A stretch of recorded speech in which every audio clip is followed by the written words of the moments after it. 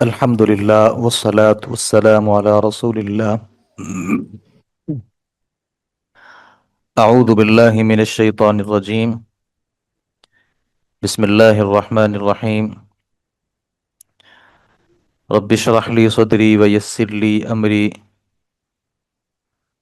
واحلل عقدة من لساني يفقه قولي. رب زدني علما. خلاصہ تفسیر قرآن میں آج 18ویں پارے کے موضوعات کو پڑھنے کی کوشش کریں گے. 18ویں پارے میں سورۃ المؤمنون اور سورۃ النور اور سورۃ الفرقان کا ابتدائی حصہ ہے. پہلی سورہ مبارکہ سورۃ المؤمنون ہے، جس میں اللہ رب العالمین نے مومنین کے اوصاف کا تذکرہ کیا اور اس بات کا سبق دیا کہ اگر کوئی شخص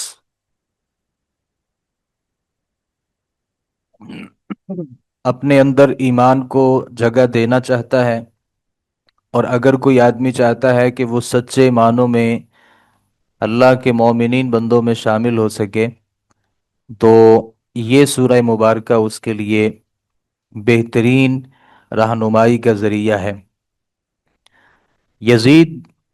رحمۃ اللہ علیہ فرماتے ہیں، ہم نے ام المؤمنین سید عائشہ رضی اللہ عنہا سے سوال کیا، اور وہ سوال یہ تھا کہ نبی کریم صلی اللہ علیہ وسلم کا اخلاق کیسا تھا. تو سیدہ عائشہ فرمانے لگیں، کان رسول اللہ صلی اللہ علیہ وسلم کان خلق رسول اللہ صلی اللہ علیہ وسلم القرآن. رسول اللہ صلی اللہ علیہ وسلم کا اخلاق قرآن مجید تھا. ثم قالت، پھر کہا، تقرأ سورة المؤمنین، اقرأ قد افلح المؤمنون حتی بلغ العشر. تو کہا کہ تم نے سورۃ المؤمنین کو نہیں پڑھا، مؤمنون کا نہیں پڑھا. یہ سورۃ المؤمنون میں جتنے اوصاف ہیں یہ نبی کریم صلی اللہ علیہ وسلم کے اخلاق ہیں، اور نبی صلی اللہ علیہ وسلم یہ سارے اخلاق اور یہ ساری صفات کے حامل تھے. خلق کا معنی ایسی عادت ہوتا ہے جو آدمی کی پیدائشی اور تبھی وہ عادت بن جائے. اخلاق بغیر کسی مشقت کے خود بخود اس کے اندر وہ پیدا ہو جائے.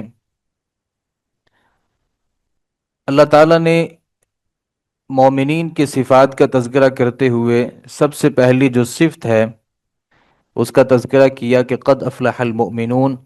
یقیناً کامیاب ہو گئے مومن بندے. اللہ نے یہاں پہ 8 اوصاف بیان کیے. کامیابی کے لیے فلاح کا لفظ بولا. عربی زبان میں فلاح اس کامیابی کو کہتے ہیں جو بڑی ہی محنت اور جستجو کے بعد حاصل ہوتی ہے. کوئی بھی جو کامیابی ہے وہ بغیر محنت کے حاصل نہیں ہوتی. یہی وجہ ہے کہ یہ جتنی صفات ہیں،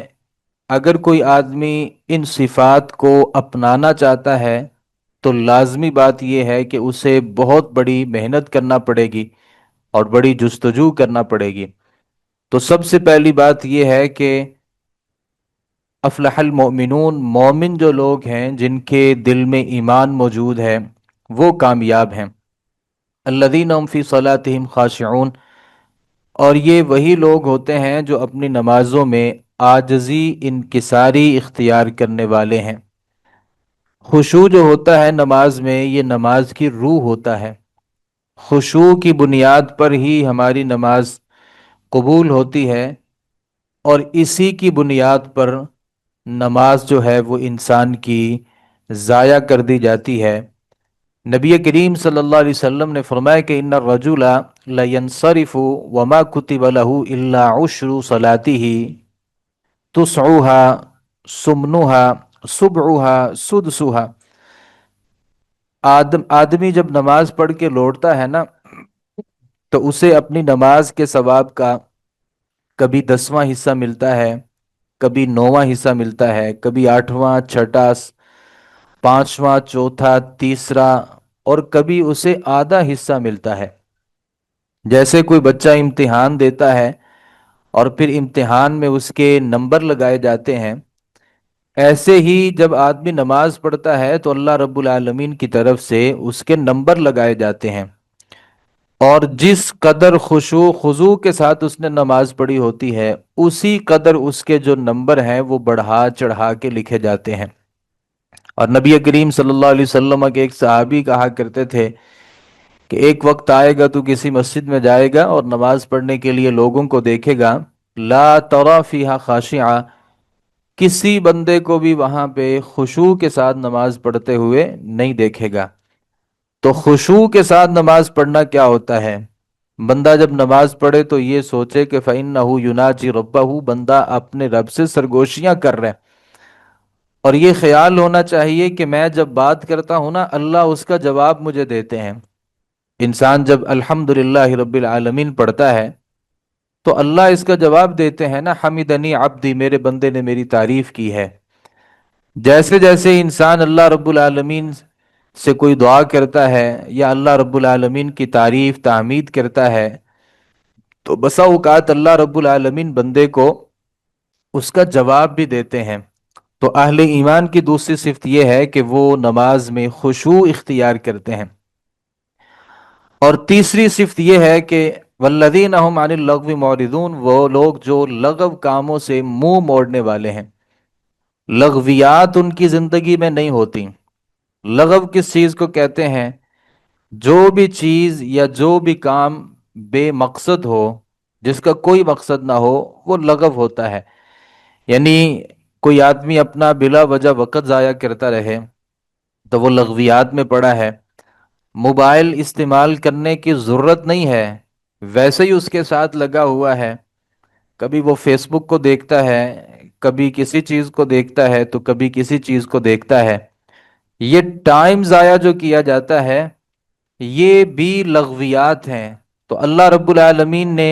ایک صفت یہ بیان فرمائی کہ والذین هم عن اللغو معرضون، کہ یہ لوگ لغویات سے اعراض کرنے والے ہوتے ہیں۔ اور چوتھی خوبی یہ ہے کہ والذین هم للزکاة فاعلون، وہی جو زکوٰۃ ادا کرنے والے ہیں۔ یہ جو زکوٰۃ ہوتا ہے نا، اسلام کے بنیادی ارکان میں سے ایک رکن ہے۔ کوئی آدمی اگر اسلام میں رہتے ہوئے زکوٰۃ کا انکار کر دے تو ابو بکر رضی اللہ عنہ نے ایسے لوگوں کو ان کے خلاف جہاد کیا جنہوں نے زکوٰۃ دینے سے انکار کر دیا۔ بنیادی ارکان میں شامل ہے زکوٰۃ، اور جو زکوٰۃ ہوتی ہے یہ تزکیہ سے ہے۔ جو بندہ زکوٰۃ دیتا ہے وہ اپنے مال کو صاف کر لیتا ہے، پاک کر لیتا ہے۔ پانچویں خوبی یہ ہے والذین هم لفروجہم حافظون، وہ لوگ جو اپنی شرم گاہوں کی حفاظت کرتے ہیں، الا علی ازواجہم، اپنی بیویوں پر نہیں، او ما ملکت ایمانہم، اپنی لونڈیوں پر نہیں، فانہم غیر ملومین، تو یہ جو لوگ ہیں نا، جو اپنی بیویوں پہ یا اپنی لونڈیوں پہ اپنی شرم گاہوں کی حفاظت نہیں کرتے، یہ ملامت کیے ہوئے نہیں ہیں۔ فمن ابتغى وراء ذلك، جو اس کے علاوہ کسی بھی راستے کو اختیار کرے، فاولئک هم العادون، تو یہی لوگ حد سے بڑھنے والے ہیں۔ تو اپنی شرم گاہوں کی حفاظت کرنا بھی اہل ایمان کے اوصاف میں سے ایک وصف ہے۔ نبی کریم صلی اللہ علیہ وسلم نے فرمایا تھا من یضمن لی ما بین لحییہ وما بین رجلیہ، جو بندہ بھی مجھے دو جبڑوں کے درمیان زبان اور دو ٹانگوں کے درمیان شرمگاہ کی حفاظت کی ضمانت دے دیتا ہے، اضمن لہ الجنہ، میں اسے جنت کی ضمانت دیتا ہوں۔ تو یہ جو شرمگاہ کی حفاظت ہے یہ جنت کی ضمانت ہے۔ جو آدمی بھی اس کی حفاظت کرتا ہے اللہ رب العالمین اسے اہل ایمان میں بھی شامل فرماتے ہیں، اور نبی کریم صلی اللہ علیہ وسلم کی حدیث کے مطابق ایسے آدمی کے لیے جنت کی ضمانت خود نبی کریم صلی اللہ علیہ وآلہ وسلم نے فرمائی ہے۔ ان دو راستوں کے علاوہ کوئی آدمی کسی بھی راستے کو اختیار کر لے، وہ جتنے بھی راستے ہیں، مثال کے طور پہ کوئی فطری طریقہ جو ہے اس کو چھوڑ کے کسی جانور کے ساتھ غلط کاری کرتا ہے، کوئی اپنے ہاتھ کے ساتھ غلط کاری کر لیتا ہے، یا کوئی آ، عورتوں کی بجائے بلکہ اپنی بیویوں کی بجائے کسی اور سے اس راستے کو اختیار کر لیتا ہے اور اپنی شہوت کو پورا کر لیتا ہے، تو اللہ رب العالمین نے ایسے لوگوں کو حد سے بڑے ہوئے لوگ شمار کیا ہے۔ اللہ رب العالمین نے ایک دوسرے مقام پر فرمایا کہ وَلَا يَزْنُونَ وَمَن يَفْعَلْ ذَلِكَ يَلْقَ أَثَامًا، زنا نہیں کرتے،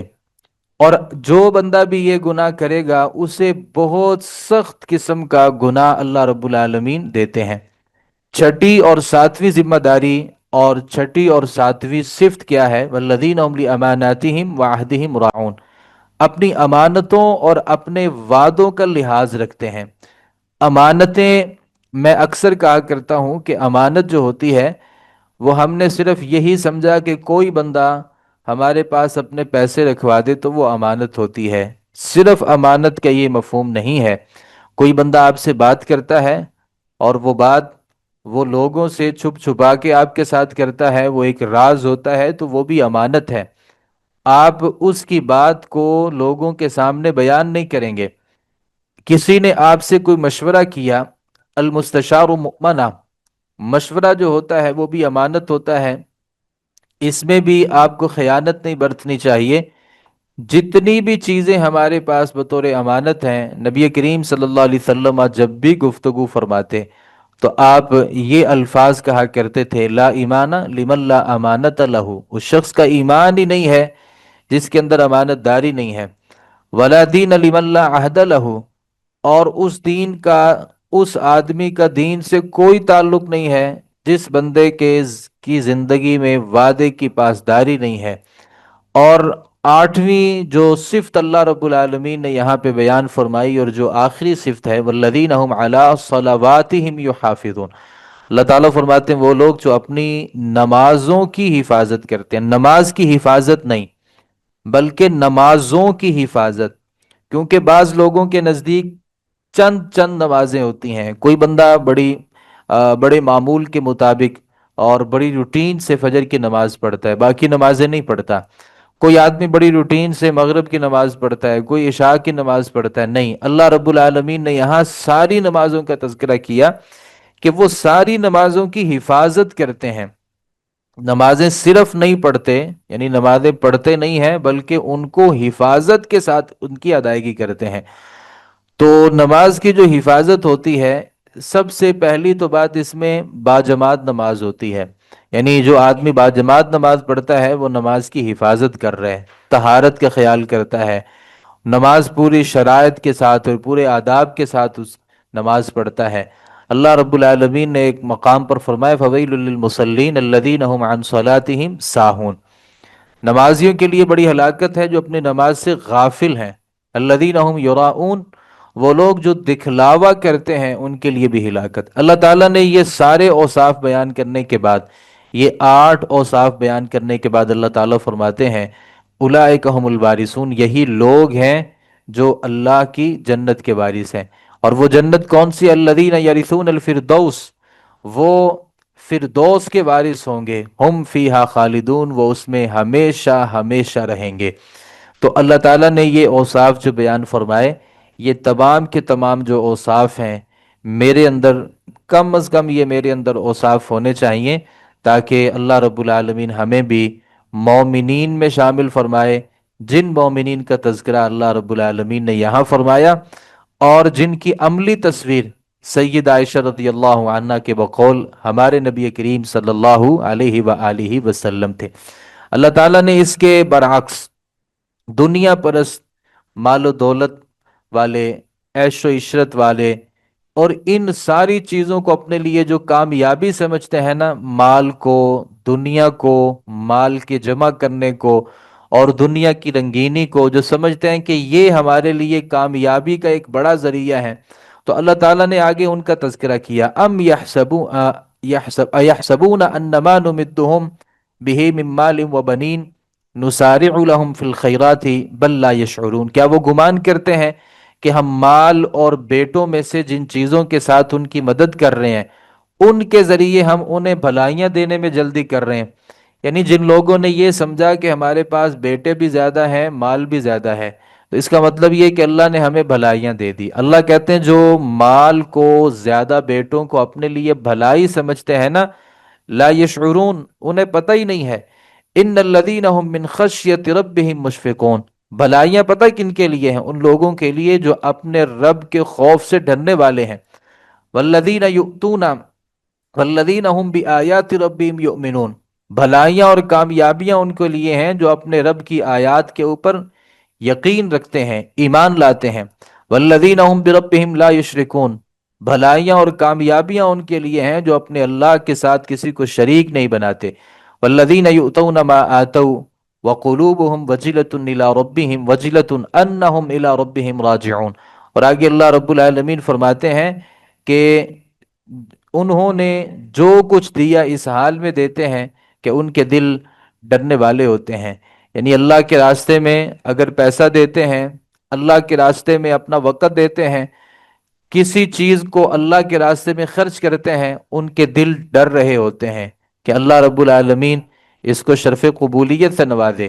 اور وہ اس بات کو بھی جانتے ہیں کہ واپس اللہ کی طرف ہی پلٹ کر اور لوٹ کر جانا ہے۔ اولئک یسارعون فی الخیرات، اللہ تعالیٰ فرماتے ہیں کہ اصل میں نیکیوں میں جلدی کرنے والے یہ لوگ ہوتے ہیں، وہم لہا سابقون، اور یہی ان کی طرف آگے بڑھنے والے ہیں۔ تو نیکیوں میں سبقت کرنا کیا ہوتا ہے؟ سب سے پہلی بات اپنے اللہ سے ڈرنا، اور دوسری بات اللہ کی آیات پر بلا چون چرا، سمجھ آئے نہ سمجھ آئے، اللہ کی آیات پر ایمان لانا، اور اللہ کے ساتھ کسی کو شریک نہ بنانا۔ جو اللہ نے آپ کو مال دیا ہے یا جو بھی صلاحیت اللہ نے آپ کو دی ہے، آپ اسے اللہ کے راستے میں خرچ کریں۔ احسان کا رویہ نہیں ہونا چاہیے، تکبر نہیں ہونا چاہیے، جس کو دیا جا رہا ہے اس کے بارے میں یہ خیال نہیں ہونا چاہیے کہ میں اس سے افضل ہوں، یہ مانگنے والا ہے میں دینے والا ہوں۔ نہیں، جب بھی اللہ کے راستے میں دیں تو آپ کے دل میں اللہ کا خوف ہونا چاہیے، ڈر ہونا چاہیے، یہ عقیدہ ہونا چاہیے کہ ہم نے واپس پلٹ کر اللہ رب العالمین کی طرف جانا ہے۔ اللہ تعالیٰ نے فرمایا کہ یہ جو لوگ ہیں نا، یہ نیکی میں سبقت کرنے والے لوگ ہیں۔ آگے اللہ رب العالمین نے تخلیق انسانی کے جو مراحل ہیں نا،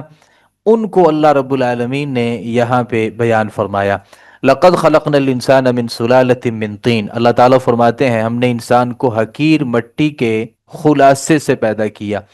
ثم جعلناه نطفۃ فی قرار مکین، پھر ہم نے اسے ایک قطرہ بنا کر ایک محفوظ ٹھکانے میں رکھ دیا۔ وہ ایسا محفوظ ٹھکانہ ہے کہ کوئی چیز نہ وہاں پہ جا سکتی ہے نہ وہاں سے نکل سکتی ہے۔ اللہ تعالیٰ فرماتے ہیں ثم خلقنا النطفۃ علقۃ، پھر ہم نے اس نطفے کو علقہ بنا دیا، خون کا جمع ہوا لوتھڑا بنا دیا۔ فخلقنا العلقۃ مضغہ فخلقنا المضغۃ عظاما، تو اللہ تعالیٰ فرماتے ہیں کہ وہ خون کا جو جمع ہوا لوتھڑا تھا، ہم نے اسے گوشت کا ٹکڑا بنا دیا، پھر اس کے اوپر ہڈیاں، اور ہڈیوں کے اوپر اللہ رب العالمین نے گوشت چڑھا دیا۔ ثم انشأناہ خلقا آخر، اللہ رب العالمین پھر ایک نئی تخلیق کے ساتھ اس انسان کو پیدا کرتا ہے۔ فتبارک اللہ احسن الخالقین، تو اللہ تعالیٰ فرماتے ہیں کہ اللہ بہت ہی بابرکت ہے، اور اللہ رب العالمین احسن الخالقین ہے، سب پیدا کرنے والوں میں سے سب سے بہترین پیدا کرنے والا ہے۔ اللہ نے جس انسان کو پیدا کیا، اس انسان میں کسی قسم کی کوئی خامی نہیں ہے۔ یعنی کوئی آدمی اپنے چہرے کو کبھی شیشے میں دیکھے اور وہ سوچے کہ میری جو آنکھیں ہیں وہ کس قدر خوبصورتی کے ساتھ اللہ رب العالمین نے ان کی کٹائی کی، اور کس خوبصورت جگہ پر اللہ رب العالمین نے انہیں لگا دیا۔ اگر یہ آنکھیں اوپر اور نیچے ہوتی، یہ ناک دائیں یا بائیں طرف ہوتا، یہ ہونٹ اوپر ہوتے یا ہماری تھوڑی کے نیچے ہوتے، یہ اللہ رب العالمین نے جو کان لگا دیے کبھی ہمارے چہرے کے سامنے والے حصے پہ ہوتے، تو یہ کیسا انسان لگتا اور کیسی اس کی خوبصورتی ہوتی۔ اللہ رب العالمین نے ہر چیز کو انتہائی خوبصورت بنا دیا۔ ثم انکم بعد ذلک لمیتون، اللہ فرماتے ہیں اس کے بعد آپ نے پھر مر جانا ہے۔ ثم انکم یوم القیامت تبعثون، پھر اللہ رب العالمین نے قیامت کے دن تمہیں دوبارہ اٹھانا ہے۔ تو یہ انسان کی زندگی ہے، اور یہی انسان کی حقیقت ہے جس زندگی کے بارے میں ہم نے سمجھا کہ نہ مرنا ہے، نہ مرنے کے بعد دوبارہ زندہ ہونا ہے، نہ اللہ رب العالمین کے جہاں جانا ہے، اور نہ اللہ رب العالمین کو اپنی جوانی، اپنے بڑھاپے کا حساب دینا ہے، بلکہ ہم نے دنیا کو کھیل کود اور تماشا بنا لیا، اللہ رب العالمین نے فرمایا کہ یہ زندگی کی حقیقت ہے۔ مٹی سے انسان کو اللہ نے پیدا کیا، بالآخر اللہ نے اس انسان کو مٹی میں دوبارہ بھیجنا ہے، اور پھر اس انسان نے اللہ رب العالمین کے روبرو پیش ہونا ہے۔ تو یہ انسان کی زندگی کی حقیقت ہے۔ آگے اللہ رب العالمین نے توحید کا تذکرہ کیا اور کہا کہ وَلَقَدْ خَلَقْنَا فَوْقَكُمْ سَبْعَ طَرَائِقَ۔ اللہ تعالیٰ فرماتے ہیں ہم نے تمہارے اوپر 7 راستے بنائے ہیں۔ وما کنہ عن الخلق غافلین، ہم اپنی مخلوق سے کبھی بھی غافل نہیں ہیں، یعنی اللہ کسی چیز کو پیدا کر کے اس کو بلا وجہ نہیں چھوڑ دیتا، بلکہ اللہ رب العالمین اس کو جانتے ہیں۔ وَأَنزَلْنَا مِنَ السَّمَاءِ مَاءً بِقَدَرٍ، اور اللہ تعالیٰ فرماتے ہیں ہم نے آسمان سے ایک اندازے کے مطابق پانی زمین پر برسایا۔ فَأَسْكَنَّاهُ فِي الْأَرْضِ، تو ہم نے اسے زمین میں ٹھہرا دیا۔ وَإِنَّا عَلَى ذَهَابٍ بِهِ لَقَادِرُونَ، اور اس پانی کو لے جانے پر بھی اللہ فرماتے ہیں ہم قادر ہیں، یعنی اللہ آسمان سے پانی بھیجتا ہے اور یہ پانی زمین کے اوپر ٹھہرتا ہے۔ آپ اندازہ کریں اور آپ کبھی تصور کریں کہ یہ جو زمین ہے جو پانی کو جذب کر لیتی ہے، اگر اللہ زمین کو پانی جذب کرنے کی صلاحیت نہ دیتا تو یہ پانی اگر زمین کے اوپر ہی کھڑا رہتا اور بارش ہوتی، پانی زمین کے اوپر کھڑا ہے، زمین اس کو نگل نہیں رہی اور اس کو جذب کرنے کی صلاحیت نہیں رکھتی، تو یہ پانی جب کھڑا رہتا تو انسانی زندگی جو ہے وہ پانی کے اس زمین کے اوپر مشکل ہو جاتی، اور ہم اس زمین کے اوپر نہ ٹھہر سکتے، نہ انسان ٹھہر سکتے، نہ اس زمین کے اوپر بلڈنگیں ٹھہر سکتی، اور نہ کوئی جانور اس زمین کے اوپر رہ سکتا۔ یہ اللہ نے جو زمین کو انا علی ذہاب بہ لقادرون، اللہ فرماتے ہیں اس پانی کو لے جانے پر بھی ہم قادر ہیں۔ یہ بھی اللہ رب العالمین کی ایک بہت بڑی نعمت ہے۔ تھوڑی دیر کے لیے گلی محلوں میں پانی اگر اکٹھا ہو جائے تو گزرنا مشکل ہو جاتا ہے، نماز کے لیے آنا مشکل ہو جاتا ہے، تو یہ اللہ رب العالمین کی ایک بہت بڑی ہمارے اوپر نعمت ہے۔ فَأَنشَأْنَا لَكُمْ بِهِ جَنَّاتٍ مِّن نَخِيلٍ وَأَعْنَابٍ لَكُمْ فِيهَا فَوَاكِهُ كَثِيرًا، اللہ فرماتے ہیں ہم نے تمہارے لیے باغات بنائے ہیں جس میں کھجور کے باغات ہیں اور اس میں انگوروں کے باغات ہیں اور کئی سارے پھل ہیں۔ اللہ فرماتے ہیں وَمِنْهَا تَأْكُلُونَ، اس میں سے تم کھاتے ہو، وَشَجَرَةً تَخْرُجُ مِن طُورِ سَيْنَاءَ تَنبُتُ بِالدُّهْنِ وَصِبْغٍ لِّلْآكِلِينَ، اللہ رب العالمین نے فرمایا وہ درخت بھی جو طور سینا سے نکلتا ہے، تیل لے کر اگتا ہے اور کھانے والوں کے لیے سالن بھی ہے، یہ جو زیتون ہے، وَلَكُمْ فِيهَا مَنَافِعُ كَثِيرًا، اللہ تعالیٰ فرماتے ہیں کئی سارے فائدے ہیں، وَمِنْهَا تَأْكُلُونَ، اور ان سے آپ کھاتے بھی ہو، وَعَلَيْهَا وَعَلَى الْفُلْكِ تُحْمَلُونَ، اور اللہ رب العالمین نے چوپایوں کا تذکرہ کیا اور کہا کہ ان کے اوپر تم سواریاں بھی کرتے ہو۔ تو یہ ساری جو چیزیں اللہ نے دی ہیں، پیغام یہ ہے کہ اللہ رب العالمین جب ان کو پیدا کرنے میں اور ان کو قیوم سنبھالنے میں اور اللہ رب العالمین ان کو کھلانے میں اور ان کو پلانے میں اور زندگی دینے اور موت دینے میں اللہ اکیلا ہے، تو ان ساری چیزوں کو اللہ رب العالمین کے لیے ہی رکھنا چاہیے، غیر اللہ کے لیے ان چیزوں کو دینا اور جانوروں کو ذبح کرنا یہ کسی صورت بھی جائز نہیں ہے۔ آگے اللہ رب العالمین نے اسی سورہ مبارکہ میں انبیاء علیہم السلام کے کئی سارے قصص بیان کیے، جناب نوح علیہ السلام کا تذکرہ کیا اور کہا کہ لقد ارسلنا نوحا الى قومه فقال یا قوم اعبدوا اللہ ما لکم من الہ غیرہ افلا تتقون، نوح علیہ السلام کو اللہ نے جب ان کی قوم کی طرف بھیجا تو انہوں نے جا کر کے اپنی قوم سے کہا کہ اللہ کی بندگی کرو، کیا تم ڈرتے نہیں ہو؟ تو اللہ رب العالمین نے ان کے اوپر سیلاب کی صورت میں جب عذاب بھیجا، ایمان والوں کو کشتی کے ذریعے بچا لیا، انکار کرنے والوں کو اللہ نے غرق کر دیا۔ پھر قوم سمود کا تذکرہ کیا، انہوں نے بھی اپنے نبی کو جب جھٹلایا اور عذاب الہی کا شکار ہوئے۔ اس کے بعد انبیاء کے جھٹلانے والے جتنے بھی لوگ ہیں، بھلے وہ امت محمدیہ میں ہے یا کسی اور امت میں لوگ تھے، اللہ رب العالمین نے تذکرہ کیا کہ ان کا انجام پتہ کیا ہے؟ ثم ارسلنا رسلنا تترا، پھر ہم نے پے در پے کئی سارے رسول بھیجے، کلما جاء امت رسولها کذبوا، جب بھی کوئی رسول ان کے پاس آتا وہ اس کا انکار کر دیتے، تکذیب کر دیتے، فاتبعنا بعضهم بعضا، ہم نے پیچھے لگا دیا یعنی بعض کے بعض، یعنی ایک کے بعد دوسرا، وجعلناہم احادیث فبعدا للقوم لا یؤمنون، تو اللہ تعالیٰ فرماتے ہیں کہ پھر ہم نے ان کو کہانیاں بنا دیا، یعنی ان کے اوپر ایسے عذاب بھیجے کہ لوگ ایک دوسرے کو کہانی کے طور پہ ان کی تباہی کا تذکرہ کیا کرتے تھے۔ اللہ فرماتے ہیں ایسی قوم کے لیے بہت زیادہ دوری ہے جو اللہ پر کامل ایمان نہیں لاتے۔ تو اللہ یہ پیغام دینا چاہتے ہیں کہ اگر آپ نبیوں کی تکذیب کرو گے، نبیوں کا انکار کرو گے، اللہ تمہیں صفحہ ہستی سے مٹا کے رہتی دنیا تک آپ کو عبرت بنا دے گا، اور پھر آپ کی داستانیں ہوں گی، آپ کی کہانیاں ہوں گی۔ آگے اللہ رب العالمین نے موسیٰ اور ہارون علیہم الصلاۃ والسلام کا تذکرہ کیا، اور ان کے جو موسیٰ علیہ الصلاۃ والسلام اور جو مصر کا بادشاہ فرعون ہے، ان کے درمیان جو ایک حق اور باطل کی کشمکش تھی، اللہ رب العالمین نے اس کا تذکرہ کیا۔ ثم ارسلنا موسیٰ واخاہ ہارون بآیاتنا وسلطان مبین، ہم نے موسیٰ اور ان کے بھائی ہارون کو اپنی آیات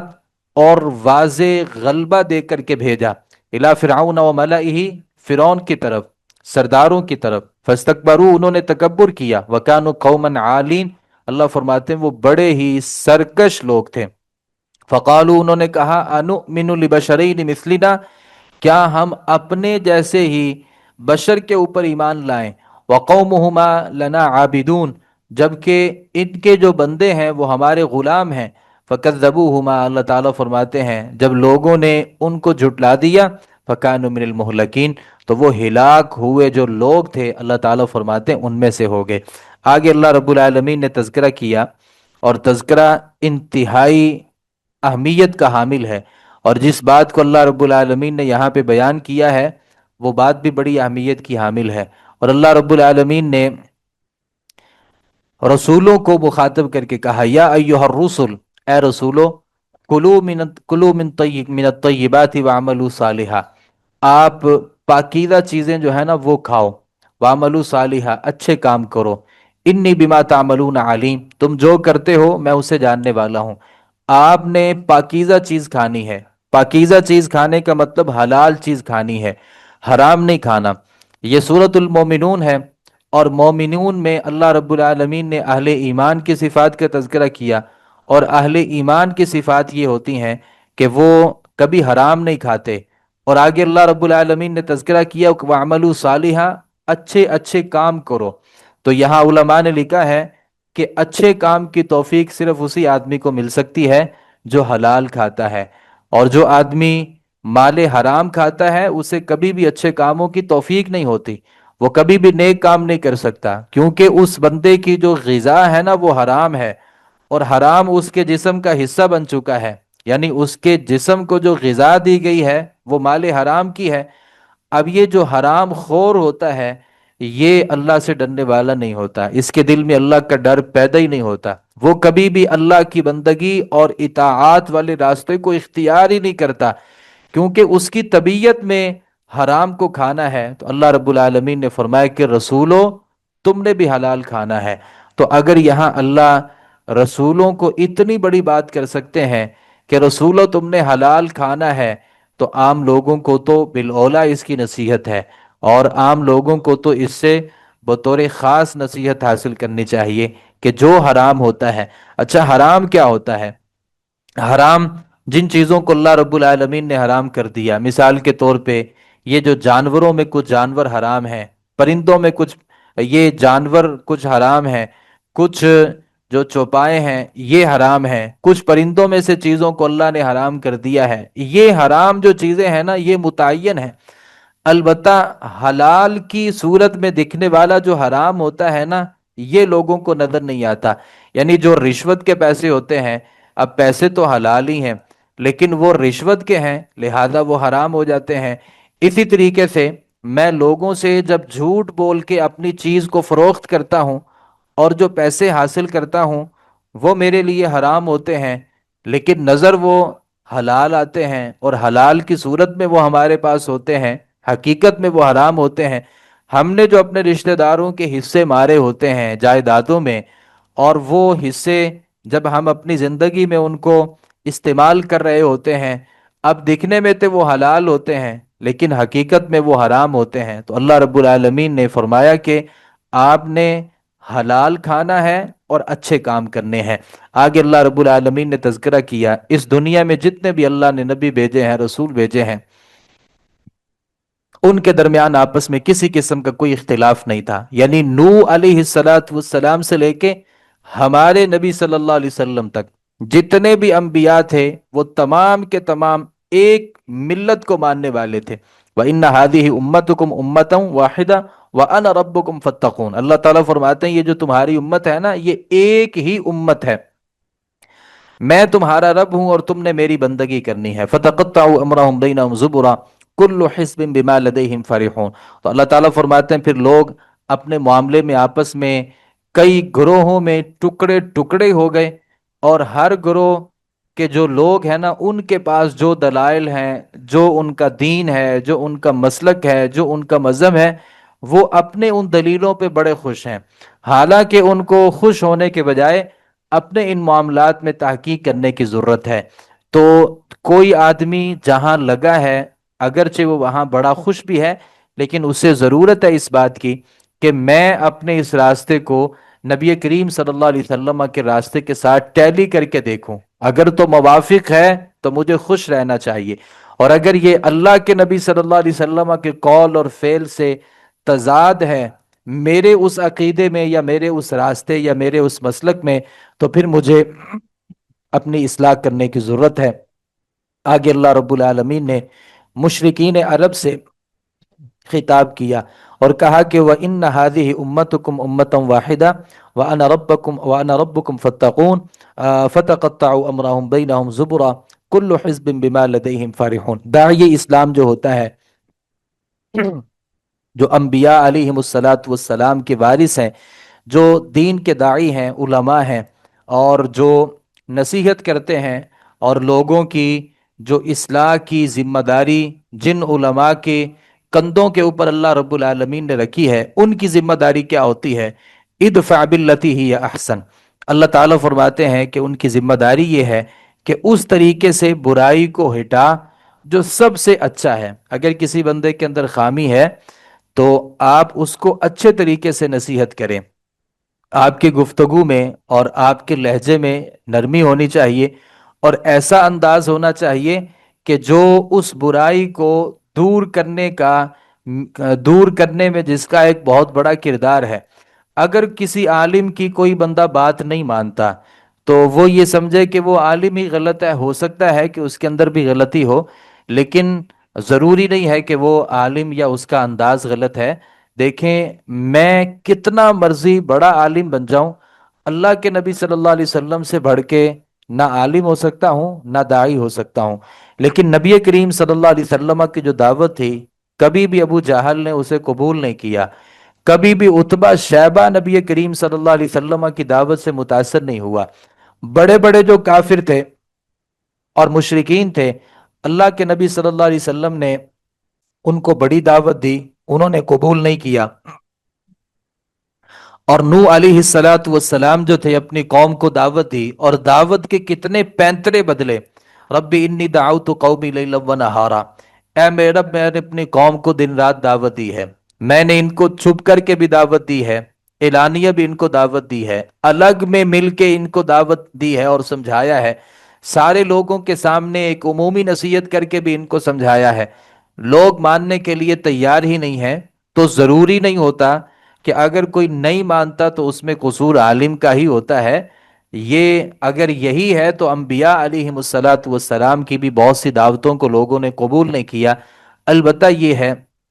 کہ اچھے طریقے سے آپ جو دعوت ہے وہ دیں۔ بسا اوقات یہ ہوتا ہے کہ اس دعوت میں شیطان اپنا حصہ رکھتا ہے۔ وَقُلْ رَبِّ أَعُوذُ بِكَ مِنْ ہَمَزَاتِ الشَّيَاطِينِ،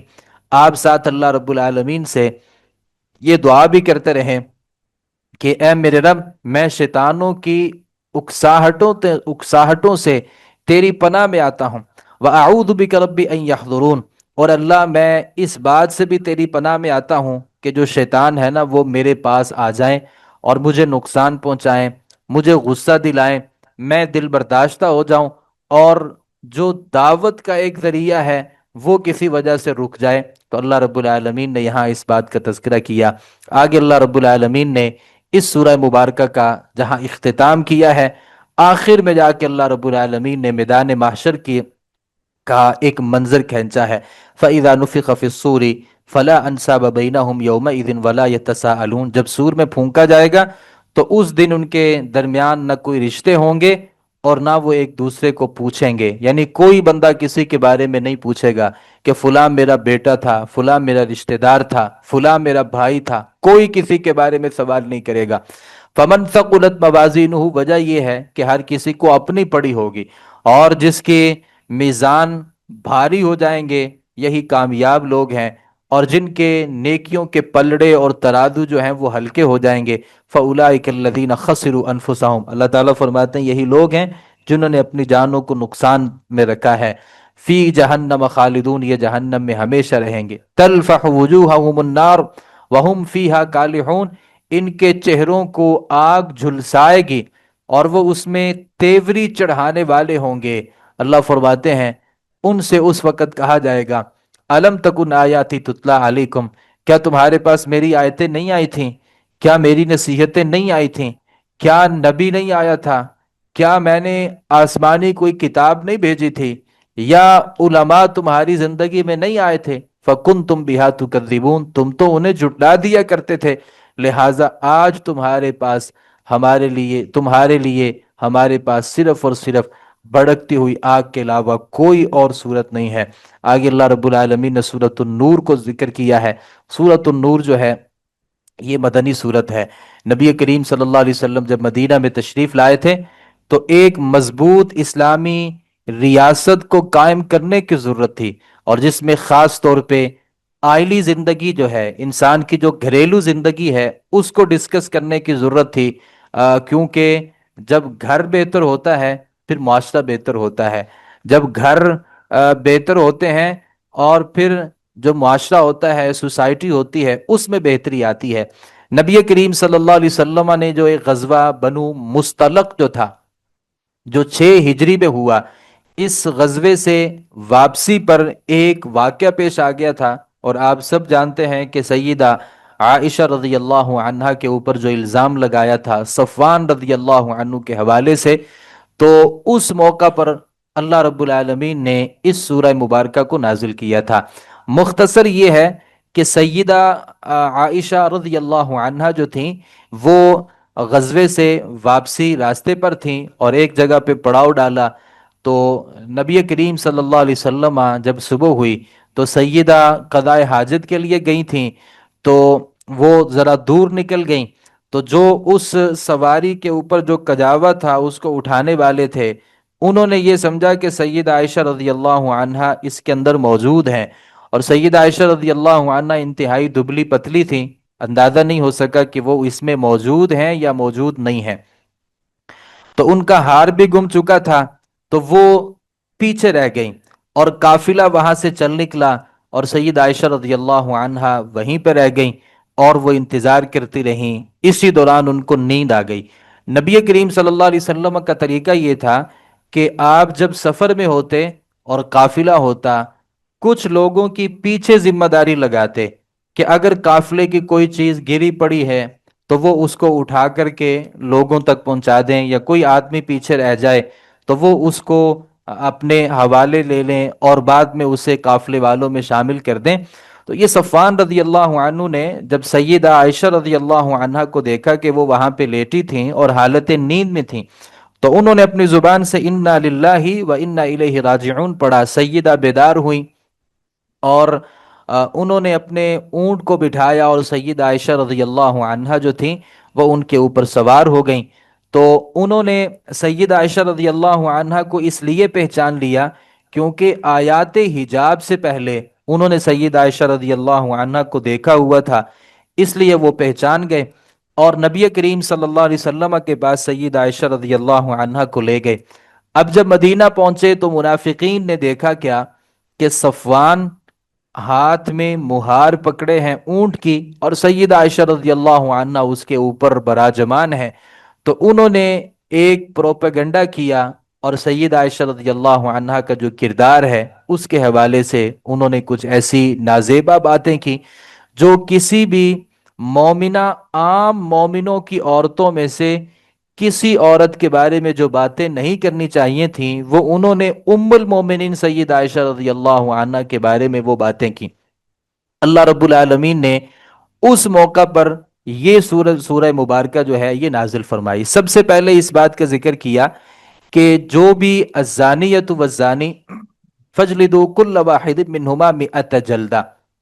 جو بندہ بھی زنا کرنے والا ہے، یہ زنا کرنے والی عورت ہے، تو ہوگا کیا کہ ہر ایک کو ان میں سے 100 کوڑے لگائیں گے۔ ولا تأخذکم بہما رأفۃ فی دین اللہ، اور اللہ کے دین میں، چونکہ یہ اللہ کا دین ہے اور ہم اس کو نافذ کر رہے ہیں، اس میں کسی قسم کی جو نرمی ہے وہ نہیں ہونی چاہیے اگر تم اللہ اور آخرت کے دن پر ایمان لاتے ہو۔ یہ جو غیر شادی شدہ لوگ ایسا کام کریں گے تو ان کے لیے 100 کوڑے ہیں۔ تو اللہ تعالیٰ فرماتے ہیں جب بھی ان کو کوڑے لگائے جائیں گے، وَلْيَشْهَدْ عَذَابَهُمَا طَائِفَةٌ مِّنَ الْمُؤْمِنِينَ، مومنوں کا جو ایک گروہ ہے نا وہ وہاں پہ موجود ہوگا، تاکہ لوگ اس کو دیکھ سکیں اور ان کے لیے نشان عبرت بن سکے۔ یہ سزا ان لوگوں کے لیے ہے جو غیر شادی شدہ ہیں۔ البتہ جو شادی شدہ ہیں جو اس برائی کا ارتکاب کر لیں، صحیح احادیث کے مطابق جو شادی شدہ ہونے کے باوجود زنا کا مرتکب ہے، اسے ایسی جگہ پر لے جایا جائے گا اور زمین میں گاڑ کر کے اسے پتھر مار مار کے سنگسار کر کے اس کو ختم کر دیا جائے گا، کیونکہ اس نے نفسانی خواہش کے ہاتھوں مجبور ہو کر یہ حرکت نہیں کی، کیونکہ اس کے پاس نفسانی خواہشات کو پورا کرنے کے لیے ایک بیوی موجود تھی، تو یہ اس کا عذر نہیں تھا، بلکہ اس نے جو حرکت کی ہے یہ سراسر فساد فی الارض ہے اور زمین کے اندر بغاوت ہے۔ اور جو بندہ بھی زمین کے اندر فساد برپا کرتا ہے اور معاشرے کے ماحول کو خراب کرتا ہے اور بغاوت کے راستے کو اختیار کرتا ہے، شریعت اس کی سزا کو انتہائی سخت ترین سزا کے طور پر اس کا تذکرہ کرتی ہے۔ آگے اللہ رب العالمین نے اس آدمی کا تذکرہ کیا جو مشہور زانی ہے نا، اس سے نکاح نہیں کیا جا سکتا، یا مشہور زانیہ جو عورت ہے اس سے بھی نکاح نہیں کیا جا سکتا۔ الزانی لا ينکح الا زانیۃ او مشرکہ، زانی مرد نکاح نہیں کرے گا مگر کسی زانیہ عورت سے اور یا کسی مشرکہ عورت سے۔ والزانیۃ لا ينکحها الا زان او مشرک، اور زانیہ عورت اس سے نکاح نہیں کرے گا مگر کوئی زانی یا مشرک۔ یہ کام ایمان والوں پر حرام کر دیا گیا ہے۔ کوئی مشرک ہے اس سے نکاح نہیں ہے، مشرکہ ہے اس سے نکاح نہیں ہے، زانی مرد ہے اس سے نکاح نہیں ہے، زانیہ عورت ہے اس سے نکاح نہیں ہے۔ یہاں اللہ رب العالمین نے جو یہ بات ذکر کیا نا کہ زانی زانی کے ساتھ نکاح کرے گا، حالانکہ معاشرے میں تو ایسا نہیں ہوتا۔ بسا اوقات ایک آدمی جو ہے وہ بڑا اچھا ہے لیکن اس کی بیوی جو ہے وہ زانیہ ہے، یا بیوی بہت اچھی ہے تو اس کا خاوند جو ہے وہ زانی ہے، تو یہ تو قرآن مجید کے اس آیت مبارکہ کے خلاف ہے، کیونکہ قرآن یہ کہتا ہے کہ زانی زانیہ سے نکاح کرے گا، زانیہ زانی سے نکاح کرے گی، حالانکہ معاشرے میں اس کے خلاف میں مثالیں ہیں۔ تو اس کا مطلب یہ ہے کہ زانی اگر کسی پاک دامن عورت کے ساتھ نکاح کرے گا نا تو اس کی اس میں رغبت نہیں ہوگی۔ زانی ہمیشہ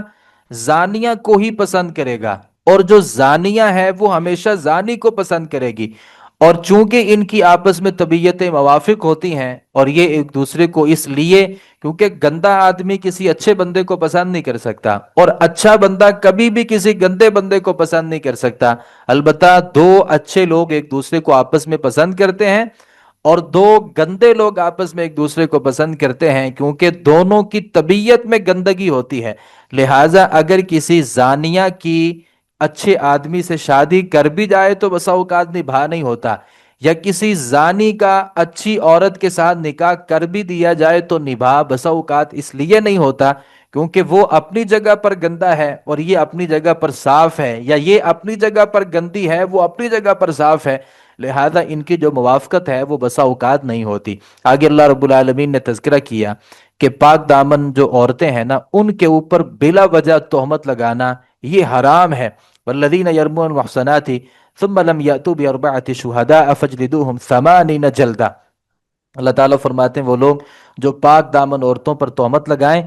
پھر وہ 4 گواہ اگر نہیں لے کر کے آئیں گے تو انہیں 80 کوڑے مارو اور ان کی گواہی قبول نہ کرو، یہ نافرمان لوگ ہیں۔ یہاں یہ بات سمجھ لیجئے، بہت سے لوگ اس بات شریعت کے اس حکم میں جو اصل فلسفہ اور حکمت چھپی ہے اس کو نہیں جانتے۔ اگر 3 آدمی ایک آدمی کو اور ایک بیوی کو زنا کرتے ہوئے دیکھ لیں تو وہ اپنی آنکھوں سے اس کو دیکھ لیں، تو اس صورت میں ظاہر ہے انہوں نے گناہ تو کیا ہے، اور دیکھنے والے 3 لوگ موجود ہیں، اور وہ جو تینوں ہیں وہ عادل بھی ہیں اور معاشرے میں اچھے لوگ ہیں، ان کی گواہی کو مانا جاتا ہے۔ لیکن شریعت کیا کہتی ہے کہ اگر 3 لوگ اپنی آنکھوں سے 2 لوگوں کو غلط کام کرتے ہوئے دیکھ لیں تو انہیں کیا چاہیے کہ وہ خاموشی اختیار کریں، وہ ان کے اس راز کو ظاہر نہ کریں، وہ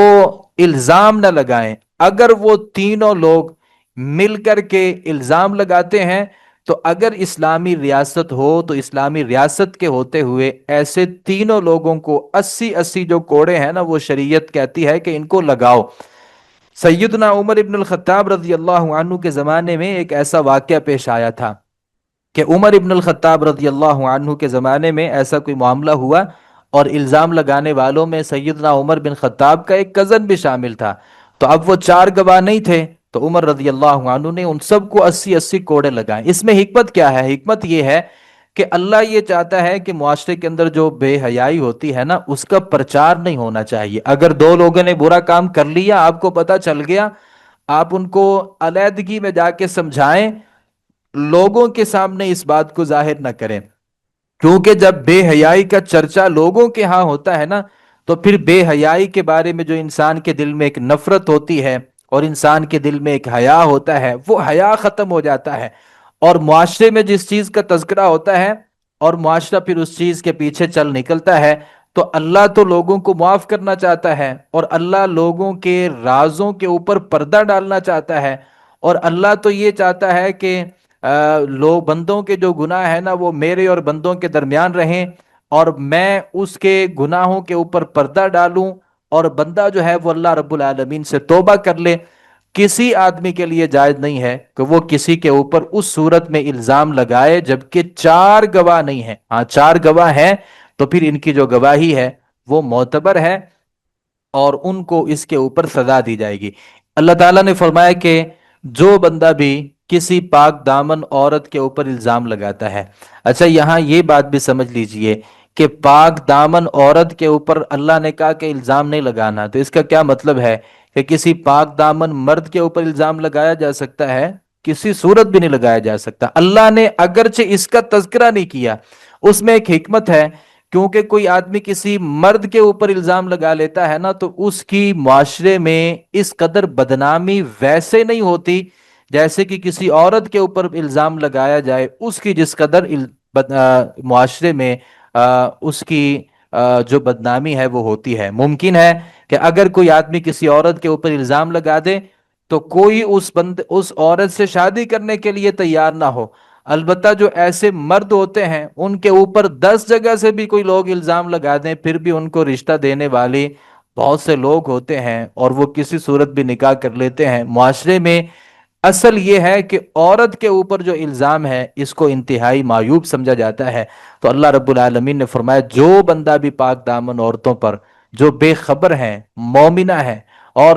انتہائی سادہ ہیں، ان کے اوپر جو الزام لگاتے ہیں، لعنوا فی الدنیا والآخرہ، اللہ فرماتے ہیں دنیا میں بھی ان کے اوپر لعنت ہے، آخرت میں بھی ان کے اوپر لعنت ہے، اور ان کے لیے بہت بڑا عذاب ہے۔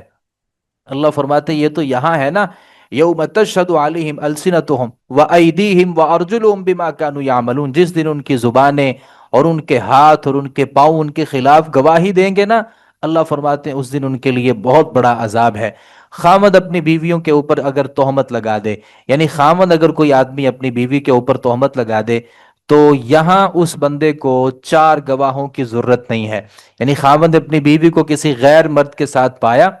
اور عین اس حالت میں پایا کہ جو حالت جو ہے وہ انسان کو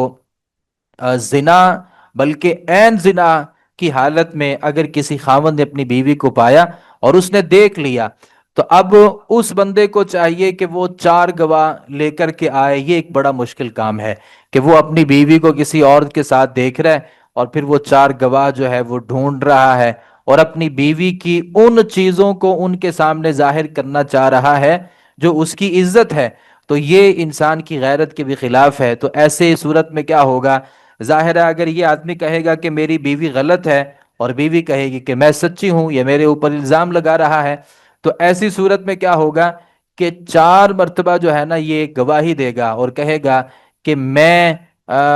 اس بات کی گواہی دیتا ہوں اور میں شہادت دیتا ہوں کہ میری بیوی جو جھوٹی ہے اور میں سچا ہوں، اور 5ویں دفعہ جو ہے وہ اپنے اوپر لعنت کرے گا، کہے گا کہ میں اگر جھوٹ بول رہا ہوں تو میرے اوپر اللہ کی لعنت ہے۔ عورت بھی ایسے ہی کرے گی، عورت بھی یہ جو آیات لعان ہیں ان میں 5ویں دفعہ جو ہے وہ عورت وہ بھی 4 دفعہ کہے گی کہ میں سچی ہوں، میرا خامن جھوٹا ہے، اور 5ویں دفعہ کہے گی کہ اگر میں جھوٹی ہوں اور میرا خامن سچا ہے تو اللہ میرے اوپر اپنی لعنت کو میرے لیے میں اس کی مستحق بن جاؤں۔ تو اس صورت میں پھر ان کے درمیان علیحدگی کروا دی جائے گی اور نتیجے کا انتظار کیا جائے گا۔ اللہ رب العالمین جو ہیں وہ قیامت کے دن پھر ان کے مطابق فیصلہ کریں گے۔ جن لوگوں نے سیدہ عائشہ رضی اللہ عنہ کے اوپر الزام لگایا اور سیدہ عائشہ رضی اللہ عنہ کے اوپر تہمت لگائی اور اسے مدینہ میں جنگل میں آگ کی طرح پھیلا دیا، ہر آدمی تک اس خبر کو پھیلا دیا، چند مسلمان جو تھے وہ بھی اس میں ملوث ہو گئے۔ اللہ رب العالمین نے تذکرہ کیا ان الذین جاؤوا بالافک عصبۃ منکم، بلا شبہ وہ لوگ جو یہ بہتان لائے ہیں وہ تمہیں میں سے ایک گروہ ہیں۔ لا تحسبوہ شرا لکم، آپ انہیں برا نہ گمان کریں، بل ہوا خیر لکم، بلکہ وہ تمہارے لیے بہتر ہے۔ یعنی سیدہ کے اوپر جو لوگوں نے الزام لگایا، جن لوگوں نے، جن منافقین نے، اللہ فرماتے ہیں کہ یہ الزام جو ہے نا آپ اسے اپنے لیے برا نہ سمجھیں بلکہ آپ اسے اپنے لیے اچھا سمجھیں۔ کیوں؟ کیونکہ اس الزام کے ذریعے جو منافقین تھے نا، اللہ نے ان منافقین کو لوگوں کے سامنے ظاہر کر دیا، اور کس کے دل میں سیدہ عائشہ رضی اللہ عنہ کی محبت تھی اور کس کے دل میں سیدہ عائشہ رضی اللہ عنہ کے خلاف بغض تھا، وہ لوگ سامنے ہو گئے، اور ان لوگوں کی پہچان ہو گئی کہ اللہ کے نبی صلی اللہ علیہ وسلم اور آپ کا جو اہل بیت ہے کون ان کے ساتھ دلی طور پر محبت کرتا ہے۔ تو اللہ رب العالمین فرماتے ہیں کہ آپ نے اس معاملے کو اپنے لیے برا نہیں سمجھنا۔ لِكُلِّ امْرِئٍ مِّنْهُمْ مَا اكْتَسَبَ مِنَ الْإِثْمِ، ہر وہ آدمی جس نے جتنا گناہ کیا ہے نا، اللہ رب العالمین فرماتے ہیں اس کے لیے اتنا ہے۔ وَالَّذِي تَوَلَّىٰ كِبْرَهُ مِنْهُمْ لَهُ عَذَابٌ أَلِيمٌ، اور جو ان کا بڑا ہے نا، جو رئیس المنافقین ہے، اس کے لیے بہت بڑا عذاب ہے۔ آگے اللہ رب العالمین نے نا اہل ایمان کو ایک نصیحت کی، اور یہ نصیحت میرے لیے بھی ہے، آپ کے لیے بھی ہے۔ سوشل میڈیا کا زمانہ ہے، اور سوشل میڈیا کے زمانے میں ہوتے ہوئے اے آئی کا زمانہ ہے، لوگوں کی ویڈیوز کو پکڑتے ہیں اور اپنی طرف سے ان ویڈیو میں ایڈیٹنگ کرتے ہیں، اور کسی نہ کسی آدمی کی کوئی نہ کوئی نازیبا ویڈیو بنا دی جاتی ہے۔ تو اللہ رب العالمین نے فرمایا کہ لولا اذ سمعتموہ ظن المؤمنون والمؤمنات بانفسہم خیرا، اللہ تعالیٰ فرماتے ہیں کہ مومن جو مرد تھے اور مومنہ جو عورتیں تھیں، جب انہوں نے یہ بات سنی، کیا بات سنی؟ کہ سیدہ عائشہ رضی اللہ عنہا نعوذ باللہ من ذالک وہ ایسی ہیں، جب لوگوں نے یہ بات سنی تو اللہ رب العالمین نے فرمایا کہ لوگوں نے، اہل ایمان نے سیدہ عائشہ رضی اللہ عنہ کو اپنے دل میں اچھا گمان کیوں نہیں کیا؟ کیونکہ ہمیں ہر چیز سے پہلے تو اپنے بھائی کے لیے اچھا گمان کرنا ہے نا، تو سب سے پہلے آپ نے اچھا گمان کیوں نہیں کیا؟ ہماری بھی حالت یہ ہے کہ کوئی آدمی اگر ہمیں کہہ دے نا فلاں بندہ ایسا ہے، تو آپ تصدیق نہیں کرتے، آپ کوئی اس میں غور و فکر نہیں کرتے، کبھی اس سے نہیں پوچھتے، بلکہ آپ سب سے پہلا اس کا جواب دیتے ہیں کہ مجھے بھی لگتا تھا کہ اس بندے کے اندر یہ مسئلہ ہے، لیکن میں نے کبھی یہ بات نہیں کی، مجھے بھی پورا ایسا شک تھا اور تم نے بتا دیا تو اب مجھے یقین ہو چکا ہے۔ نہیں، سب سے پہلے آپ نے کیا کرنا ہے، اس کے بارے میں اچھا گمان کرنا ہے، اگرچہ وہ حدیث تو صحیح نہیں ہے، حدیث تو ضعیف ہے، البتہ اس کی جو بات ہے نا وہ بات بہت صحیح ہے۔ اگر کوئی آدمی اس کے بارے میں آپ کے دل میں کوئی خیال پیدا ہونا، آپ نے سب سے پہلے اس کے لیے عذر تلاش کرنے ہیں، عذر تلاش کرنے ہیں۔ اور مجھے بالضبط یاد نہیں ہے کہ وہ کتنے عذر ہیں، پتہ نہیں 70 عذر ہیں یا 100 عذر ہیں، کہ آپ نے وہ تلاش کرنے ہیں۔ ممکن ہے کہ یہ ایسا نہ ہو، ممکن ہے کہ یہ ایسا ہو، ممکن ہے کہ یہ ایسا ہو، ممکن ہے جو لوگوں نے اس کے اوپر یہ الزام لگایا نا کہ وہ فلاں عورت کے ساتھ جا رہا تھا، ممکن ہے وہ اس کی بیوی تھی، ممکن ہے کہ وہ اس کی بہن ہے، ممکن ہے کہ اس کے محرم رشتوں میں سے کوئی ایک خاتون ہو۔ تو آپ سب سے پہلے اس کے بارے میں اچھا گمان کریں اور سب سے پہلے اپنے آپ کو سمجھائیں کہ ایسی کوئی چیز نہیں ہے۔ وَقَالُوا هَذَا إِفْكٌ مُبِينٌ، اور آپ کو یہ چاہیے تھا کہ آپ فوراً یہ کہہ دیتے کہ یہ تو واضح جھوٹ ہے اور یہ بہتان ہے۔ کیوں؟ کیونکہ 4 گواہ نہیں ہیں۔ الزام لگانے والا جو ہے، کوئی بندہ ایسا نہیں ہے جس نے اپنی آنکھوں سے سید عائشہ رضی اللہ عنہ کو دیکھا ہو۔ تو جب ایک گواہ بھی نہیں تھا، یہ محض ایک شوشہ تھا اور یہ چلتی ایک خبر تھی، تو آپ نے کیسے یقین کر لیا جبکہ آپ کے پاس 4 گواہ بھی نہیں تھے؟ جب تک 4 گواہ نہیں ہوتے، میں نے ذکر کیا کہ 3 اگر گواہ بھی ہوں تو وہ بھی گواہی دے دیں، تو پھر بھی جو الزام لگانے والا ہے یا الزام لگانے والی ہے، اسے 80 کوڑوں کی جو سزا ہے وہ شریعت متعین کرتی ہے۔ یہاں ایک جدید مسئلہ ہے، آپ کے ذہن میں ایک سوال پیدا ہوتا ہوگا کہ اگر کسی آدمی نے کسی کو ایسی حالت میں پایا اور اس نے فوری موبائل نکالا اور اس کی ویڈیو بنا لی، اب ویڈیو بنانے کے بعد ظاہر ہے اس میں کسی قسم کا کوئی ابہام تو رہ نہیں جاتا، تو اب جو ایک بندے نے ویڈیو بنا لی، اب وہ ویڈیو کی بنیاد پر کیا ایسے آدمی کو سنسار کیا جائے گا یا اسے یا اسے جو ہے وہ 100 کوڑے لگائے جائیں گے؟ چونکہ یہ جو ویڈیو ہے یہ بھی عینی شاہد یا آپ اسے گواہ نہیں سمجھ سکتے۔ اس کی وجہ یہ ہے کہ میں نے جیسا ذکر کیا کہ اے آئی کے زمانے کے ہوتے ہوئے ہم کبھی بھی اس کے اوپر اعتماد نہیں کر سکتے، وہ 100% بھی صحیح ہو، 100% بھی صحیح ہو، چونکہ اس کو 4 گواہوں نے نہیں دیکھا۔ ڈی این اے کا جو ٹیسٹ ہوتا ہے یہ کیا جاتا ہے اور اسے انتہائی معتبر مانا جاتا ہے کہ بھائی سب سے پہلے کیا ہوتا ہے کہ ڈی این اے کروایا جائے، ٹیسٹ کے ذریعے پتا چل جائے گا کہ دونوں کے آپس کے درمیان کوئی تعلقات ہیں یا تعلقات نہیں ہیں۔ جتنی بھی جدید ٹیکنالوجی ہے، یہ اس میں اگرچہ بہت ساری جدتیں ہیں لیکن اس میں بہت ساری خرابیاں بھی موجود ہیں، لہٰذا جو ڈی این اے ٹیسٹ ہے، جو رپورٹ ہوتی ہے، یہ بھی قابل اعتبار نہیں ہے۔ اس کی بنیاد پر بھی کسی کے اوپر ایسا جو حکم ہے وہ کسی صورت نہیں لگایا جا سکتا۔ شریعت کے الگ اصول ہیں،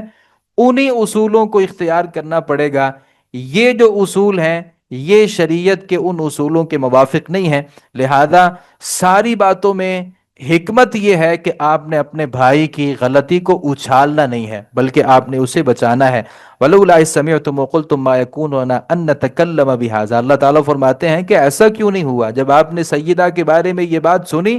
اور آپ کہتے کہ ہمارے لیے جائز نہیں ہے کہ ہم اپنی زبان سے سیدہ کے بارے میں کسی قسم کا جو لفظ ہے وہ نکال سکیں۔ سبحانک ھذا بہتان عظیم، آپ کو تو یہ چاہیے تھا کہ آپ فوراً کہہ دیتے، کیونکہ کچھ صحابہ کرام ایسے تھے جو خاموش تھے، جو انتظار کر رہے تھے اللہ وحی کے ذریعے کیا بتاتا ہے۔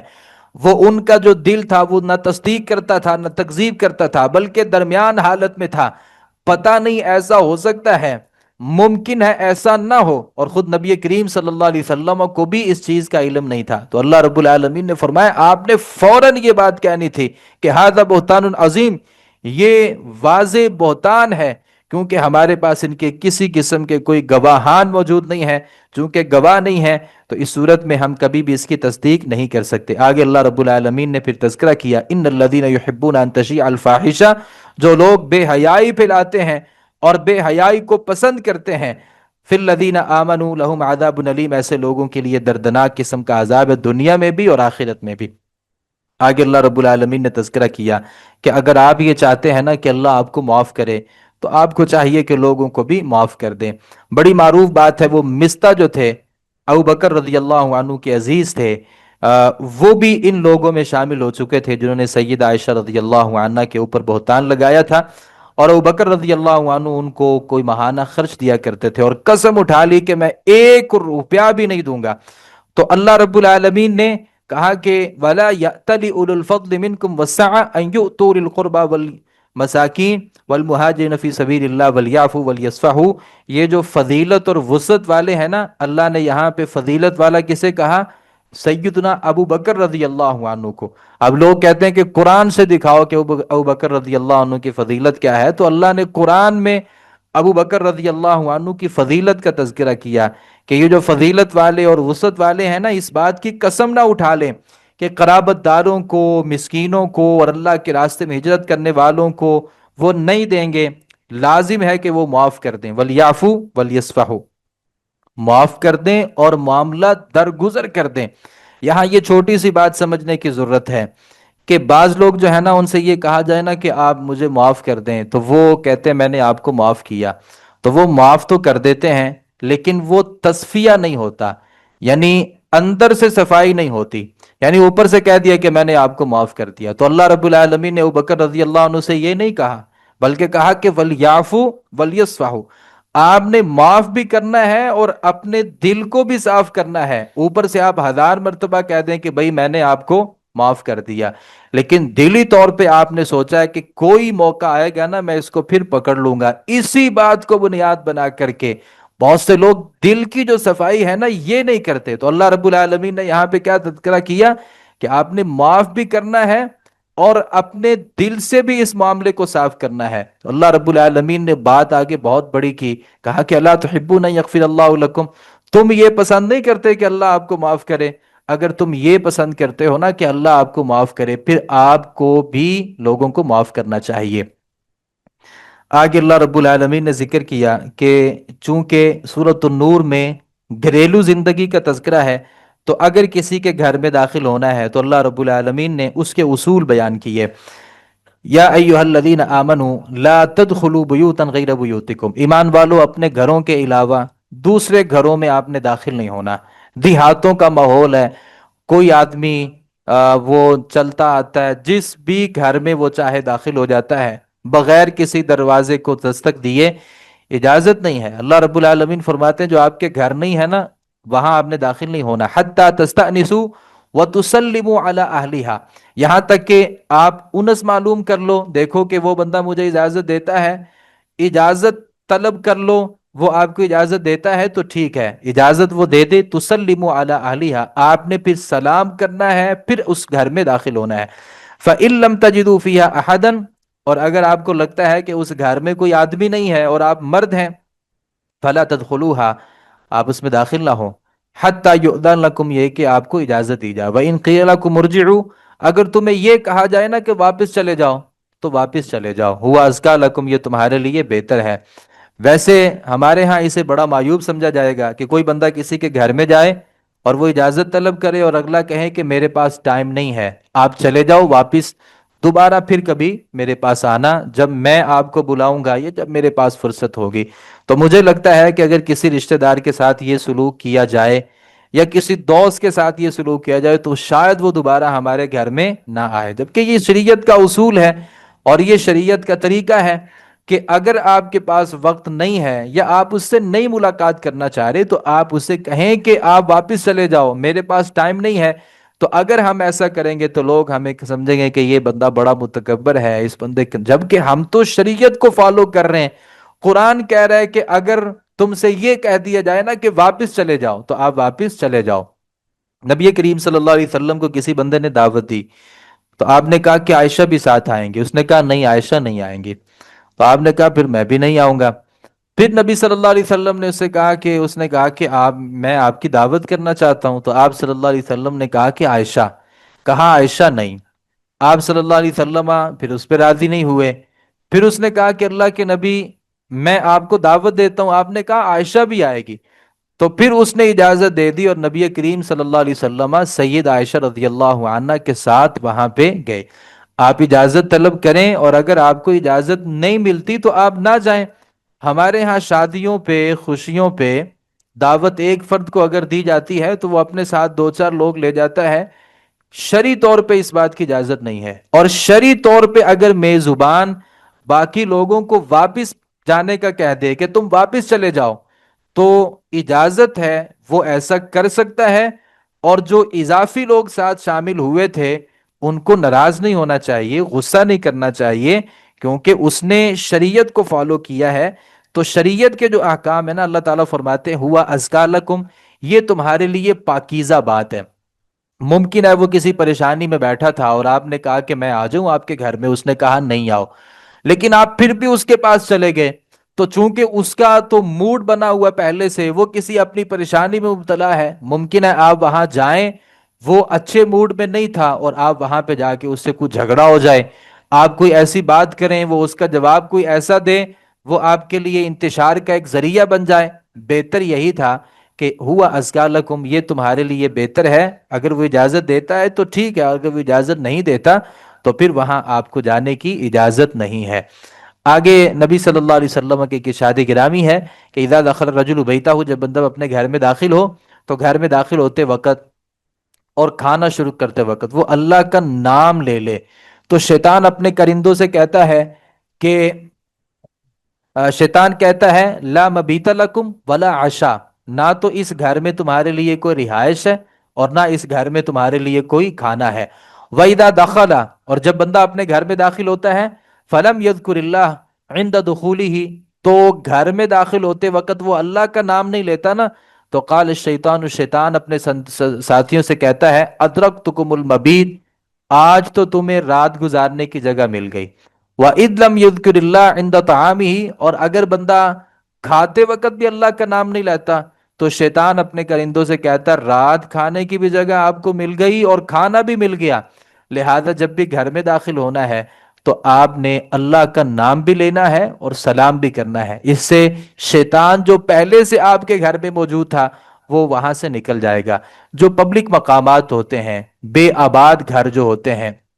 وہاں یہ اصول نہیں ہے. کوئی ریلوے اسٹیشن ہے، یہ بسوں کے اڈے ہیں، یہ مساجد ہیں، کھانے پینے اور رہائشی جو ہوٹل ہیں، مسافر خانے ہیں، دکان ہیں، وہاں آپ اجازت نہ بھی لیں اور ایسے ہی سلام کریں اور آپ وہاں پہ چلے جائیں، کیونکہ وہ پبلک مقامات ہیں، وہاں آپ کو اجازت لینے کی کوئی ضرورت نہیں ہے. البتہ جہاں پہ رہائشی ہے معاملہ، وہاں پہ آپ کو اجازت لینی چاہیے. آگے اللہ تعالیٰ نے تذکرہ کیا غض بصر کا، اپنی نگاہ کو جھکانے کا.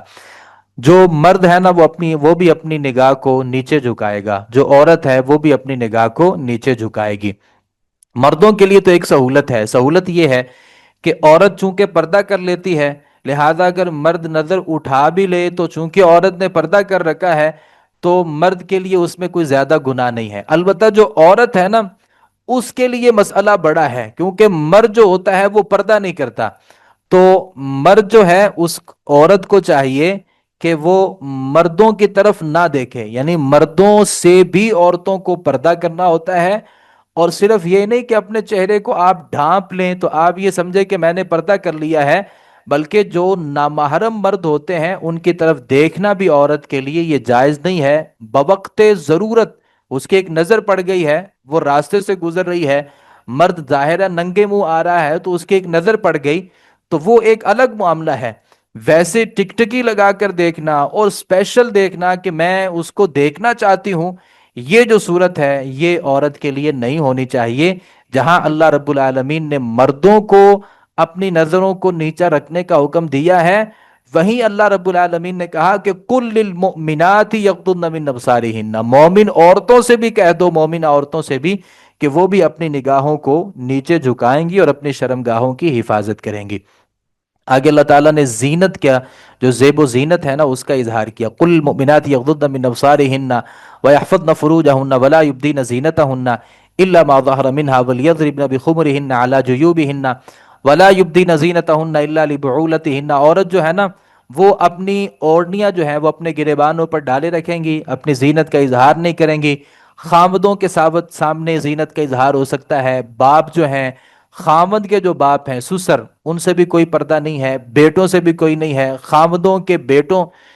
یعنی اس کے خامد کے جو دوسرے بیٹے ہیں ان سے بھی نہیں، اپنے بھائیوں سے بھی نہیں، بھتیجوں بھانجوں سے بھی نہیں، اپنی جو عورتیں ہوتی ہیں ان سے بھی کوئی پردہ نہیں ہے۔ میں یہاں پہلے بھی شاید غالباً اس بات کا تذکرہ کر چکا ہوں کہ اپنی جو عورتیں ہیں نا ان سے پردہ نہیں ہے، البتہ جو اپنی عورتیں ہیں، اپنی عورتیں نہیں ہیں، ان سے جو پردہ ہے نا وہ کرنا چاہیے۔ عورت عورت سے بھی پردہ کرے گی، یعنی ایسی عورتوں سے پردہ ضروری ہوتا ہے جو عورتیں گھروں میں آ جاتی ہیں اور وہ پھر گھروں میں آ کر کے جو گھروں کے راز ہوتے ہیں، یا مثال کے طور پہ کہ ایک عورت ہے وہ پردہ کرتی ہے، یعنی وہ اپنے چہرے کا بھی پردہ کرتی ہے، اپنے ہاتھوں کے اوپر دستانے بھی پہنتی ہے، یعنی اس کے جسم کا کوئی حصہ کسی کے سامنے نہیں ہے، لیکن کوئی عورت اب اس کے گھر میں آ کر کے اس کی خوبصورتی کو دیکھتی ہے اور اپنے گھر میں جا کے اپنے خاوند کو بتاتی ہے کہ فلاں کی جو بیوی ہے نا وہ بڑی خوبصورت ہے، اس کا رنگ ایسا ہے، اس کی ناک ایسی ہے، اس کی آنکھیں ایسی ہیں، اس کے ہونٹوں کی کٹائی ایسی ہے، اس کے جو نقش ہیں وہ ایسے ہیں، اس کی چال ڈھال ایسی ہے۔ اب یہ ساری چیزیں تو وہ چھپا رہی تھی، اور اس نے یہ ساری چیزیں جا کر کے اپنے اس خاوند کو بیان کر دیں جو اس کے لیے نامحرم ہے۔ تو ایسی جو عورتیں ہوتی ہیں ان سے بھی پردہ کرنا چاہیے۔ یہ شاید آپ کے لیے ایک نئی بات ہو، لیکن یہ قرآن مجید کا حکم ہے۔ اللہ رب العالمین نے یہاں اس بات کا تذکرہ کیا ہے کہ اپنی جو عورتیں ہیں نا ان سے آپ نے پردہ نہیں کرنا، جو اپنی عورتیں نہیں ہیں، مطلب ایسی عورتیں جو آپ کے محاسن کو جا کر کے لوگوں کے سامنے بیان کرتی ہیں، ایسی عورتوں کو نہ تو اپنے گھروں میں آنے دینا چاہیے۔ اگر آپ کے گھر میں ایسا ماحول ہے کہ جو آپ چونکہ شریعت کے مطابق پردہ کر رہے ہیں، تو ایسی عورتوں سے جو بچنا ہے وہ بہت ہی زیادہ ضروری ہوتا ہے۔ یہ خاص طور پہ خواتین کی ذمہ داری ہے۔ جو بوڑھی عورتیں ہو جاتی ہیں ان کے لیے کوئی پردہ نہیں ہے، البتہ ایسی بوڑھی عورتیں جن کے اندر دو باتیں ہیں۔ پہلی بات تو یہ ہے کہ ایسی جو عورتیں ہیں وہ غیر متبرجات بزینہ، اپنی زینت کا اظہار نہیں کرتی، یعنی زینت کا اظہار نہیں کرتی، وہ عورتیں جو زینت کا اظہار نہیں کرتی، اور وہ عورتیں جو نکاح کی امید جو ہے نا وہ بھی اپنے دل میں نہیں ہے ان کے، یعنی نکاح کی رغبت نہیں ہے، شوق نہیں ہے، کوئی ان کی دلچسپی نہیں ہے، اور بہت بوڑھی ہو چکی ہیں۔ اور دوسری بات یہ ہے کہ وہ زیب و زینت کا بھی اظہار نہیں کرتی۔ ایسی جو خواتین ہیں اگر وہ پردہ نہ کریں، وہ بہت بوڑھی ہو چکی ہیں، جبکہ وہ زینت کا اظہار نہیں کرتی، بہت اچھے کپڑے پہن کر باہر نہیں نکلتی، خوشبو لگا کر کے باہر نہیں نکلتی، میک اپ کر کے وہ باہر نہیں نکلتی، تو ایسی جو عورتیں ہیں ان کے لیے اجازت ہے۔ آگے اللہ رب العالمین نے کہا کہ جو بچے ہیں نا ان سے بھی پردہ کرنا ہے۔ وہ بچے او الطفل الذین لم یظہروا علی عورات النساء، ان بچوں سے پردہ نہیں کیا جائے گا جو عورتوں کی جو مخفی باتیں ہوتی ہیں نا، پردے کی باتیں، جو بچے ان باتوں کو نہیں جانتے۔ البتہ اگر ہے بچہ چھوٹا 8-10 سال کا لیکن وہ عورتوں کی ساری مخفی باتوں کو جانتا ہے، تو ایسے بچے سے بھی عورتوں کو پردہ کرنا چاہیے۔ ہم تو یہ سمجھتے ہیں کہ بچہ اگر چھوٹا ہے نا اور وہ بڑا ہو رہا ہے، ماؤں کے نزدیک بچہ کبھی بھی بڑا نہیں ہوتا، اور جب شروع میں بچے سے پردہ کیا جاتا ہے نا تو ماں بڑی پریشان ہوتی ہے، میرا بچہ ابھی بڑا چھوٹا ہے اور تم نے بہت جلدی ہی اس سے پردہ شروع کر دیا ہے۔ نہیں، بلوغت حد نہیں ہے یہاں پہ، اور بلوغت کی شرط نہیں ہے، اور 15 سال کی بھی شرط نہیں ہے۔ اگر بچہ عورتوں کی مخفی باتوں کو سمجھنا شروع ہو گیا ہے اور وہ جانتا ہے کہ عورتوں کی امتیازات کیا ہیں مردوں سے، تو ایسے بچے سے جو پردہ ہے وہ کرنا بھی ضروری ہے۔ اللہ رب العالمین نے یہاں اس بات کا تذکرہ کیا ہے۔ آگے اللہ رب العالمین نے ہمارا جو بیڈ روم ہوتا ہے جہاں خلوت اختیار کی جاتی ہے، اللہ رب العالمین نے کچھ اس کے احکام بیان کیے۔ یا ایھا الذین آمنوا لیستأذنکم الذین ملکت ایمانکم والذین لم یبلغوا الحلم منکم 3 مرات، ایمان والو لازم ہے تم پر اجازت طلب کریں وہ لوگ جن کے مالک تمہارے دائیں ہاتھ بنے ہیں، اور وہ بھی جو تم سے بلوغت کو نہیں پہنچے، یعنی چھوٹے بچے اور غلام۔ اگرچہ ان سے پردہ تو نہیں ہے لیکن ان کو بھی چاہیے کہ وہ اجازت طلب کریں. کون سے جو اوقات ہیں؟ ثلاث مرات، تین جو مقامات، من قبل صلاۃ الفجر، فجر کی نماز سے پہلے. ظاہر ہے اس وقت میاں بیوی آرام کر رہے ہوتے ہیں، تو جو ان کے اپنے چھوٹے بچے ہیں نا، اپنے چھوٹے بچے، اور وہ تھوڑے سے سمجھدار ہو چکے ہیں لیکن بلوغت تک نہیں پہنچے، ان کو بھی چاہیے کہ وہ دروازہ نوک کریں، والدین اجازت دیں، پھر یہ اپنے کمرے میں، اپنے ماں باپ کے کمرے میں آ سکتے ہیں. من قبل صلاۃ الفجر، صبح کی نماز سے پہلے. وحین تضعون ثیابکم من الظہیرہ، دوپہر کو جب آرام کیا جاتا ہے تو اس صورت میں بھی ان کو الگ رہنا چاہیے، اور جب یہ کمرے میں آئیں تو اجازت طلب کریں. ومن بعد صلاۃ العشاء، اور عشاء کی نماز کے بعد بھی ثلاث عورات لکم، اللہ فرماتے ہیں یہ جو تمہارے تین اوقات ہیں نا، یہ پردے والے اوقات ہیں. لیس علیکم ولا علیم جناح بعدہن، اللہ تعالیٰ فرماتے ہیں یہ جو اوقات ہیں نا سونے والے، ان کے علاوہ جو باقی اوقات ہیں یہ بغیر اجازت کے بھی آپ کے کمرے میں آ سکتے ہیں. وَإِذَا بَلَغَ الْأَطْفَالُ مِنْكُمُ الْحُلُمَ فَلْيَسْتَأْذِنُوا كَمَا اسْتَأْذَنَ الَّذِينَ مِنْ قَبْلِهِمْ. اللہ رب العالمین فرماتے ہیں جب بچے بلوغت کو پہنچ جائیں تو اسی طرح اجازت طلب کریں گے جیسے وہ اجازت طلب کرتے رہے جو ان سے پہلے تھے. آگے اللہ رب العالمین نے تذکرہ کیا کہ جو نکاح ہے نا، انکحوا الایام منکم والصالحین من عبادکم و امائکم، اپنے میں سے بے نکاح مرد جو ہے نا اور بے نکاح جو عورتیں ہیں ان کا نکاح کر دو،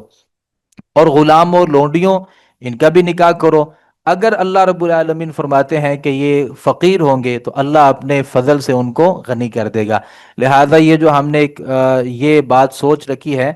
کہ پیسے ہوں گے تو نکاح کریں گے، اللہ رب العالمین فرماتے ہیں نکاح کریں، اللہ اپنے فضل سے اگر وہ فقیر ہیں تو اللہ رب العالمین ان کو غنی کر دے گا. لونڈیوں کو زنا کاری پر نہیں لگانا چاہیے. جاہلیت میں کیا ہوتا تھا کہ یہ ایک بہت بڑا بزنس تھا، لوگ لونڈیاں خریدتے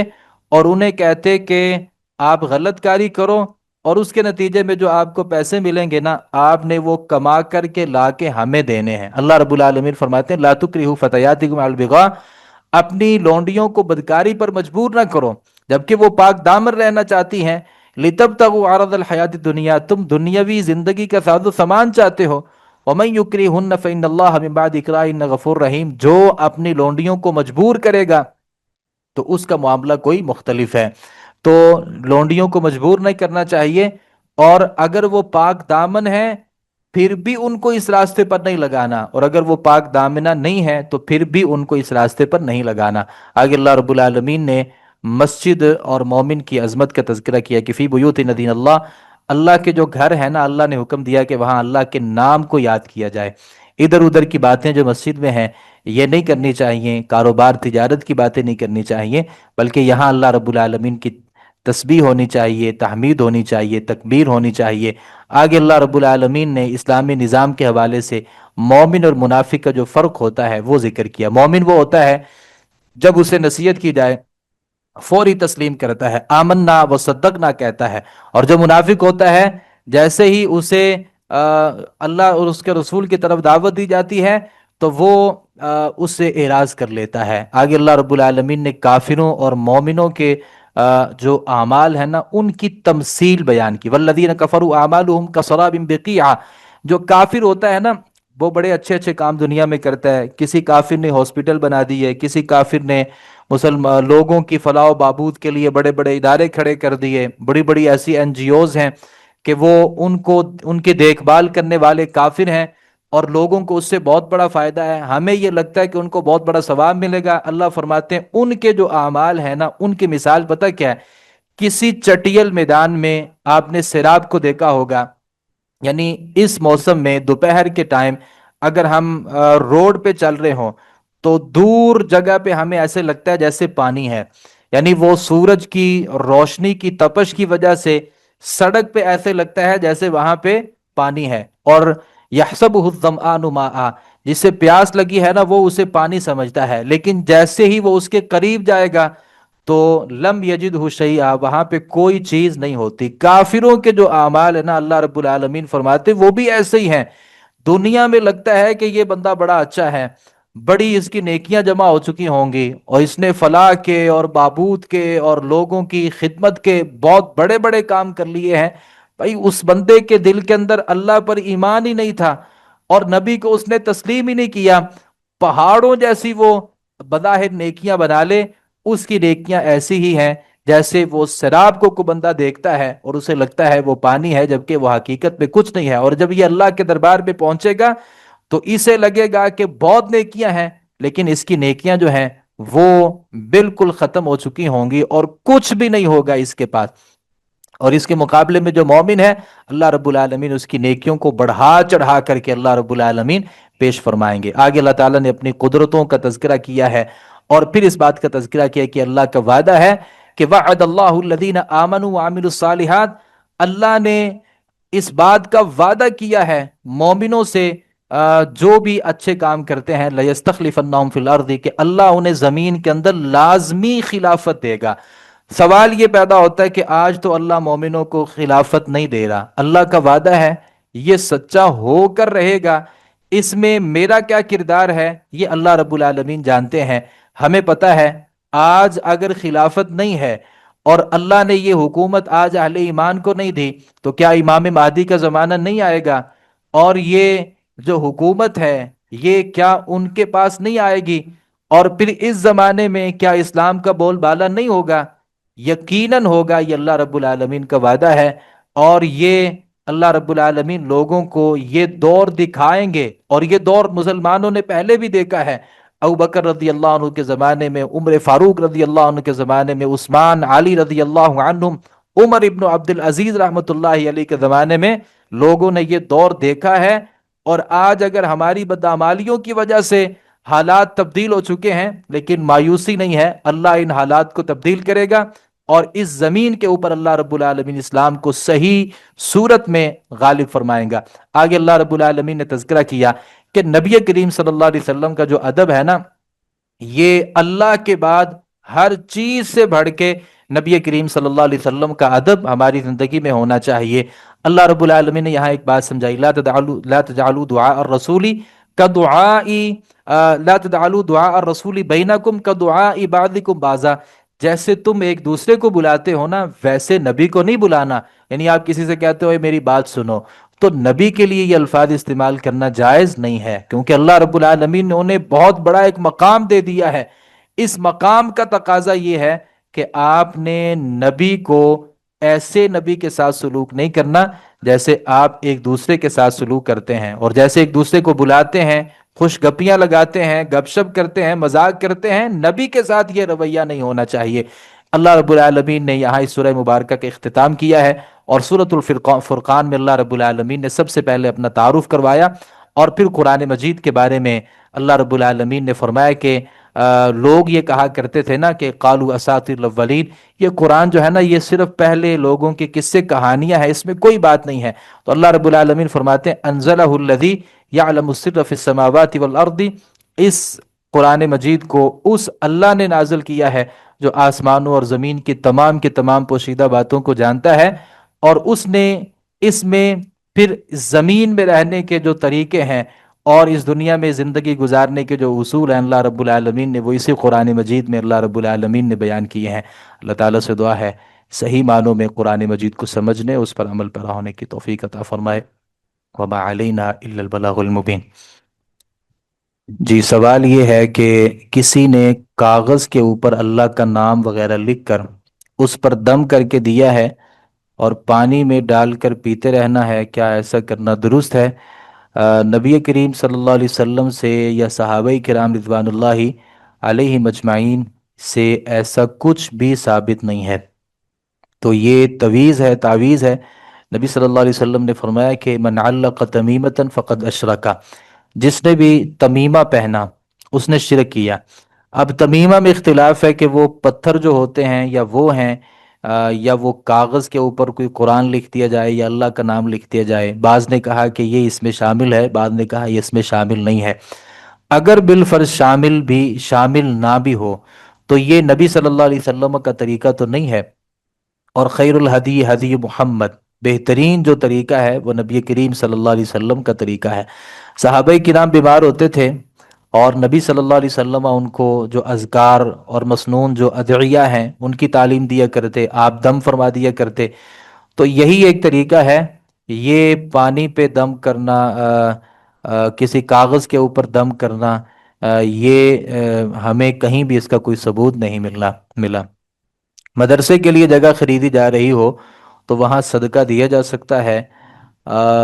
ویسے تو چاہیے کہ جو آپ کا اصل مال ہوتا ہے نا، وہی مسجد اور مدرسے کو دینا چاہیے۔ البتہ جو زکوٰۃ ہوتی ہے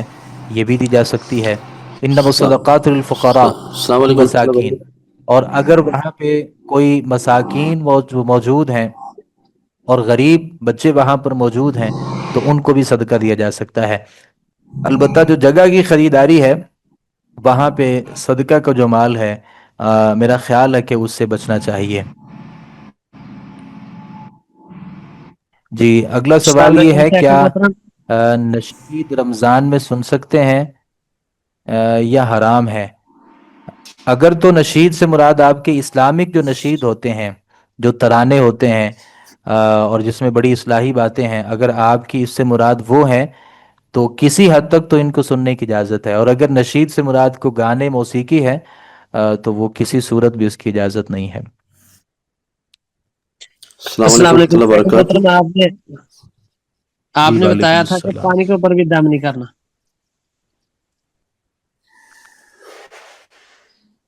میں سوال نہیں شیخ سمجھا محترم آپ کا۔ سوال یہ پوچھنا تھا کہ شیخ محترم پوچھنا یہ تھا، کل ہم نے پڑھا رب لا تذرنی فردا وانت خیر الوارثین، جس کے یہاں کوئی اولاد نہ ہو یا اللہ بیٹا نہ دے تو وہ یہ ذکر پڑھ سکتا ہے۔ تو میرا سوال یہ تھا کہ اللہ نے جس کو ایک بیٹا دے دیا ہے تو کیا وہ اس کی حفاظت کے لیے بھی اس ذکر کو جاری رکھ سکتا ہے؟ بارک بالکل، اللہ فیک۔ اس میں لا تذرنی فردا وانت خیر الوارثین، بندہ جب اس دنیا سے چلا جاتا ہے تو اس کے بعد اس کے بچے کی حفاظت ہوگی تو وہ وارث رہے گا نا، تو یہ حفاظت کے لیے بھی ایک بہترین دعا ہے۔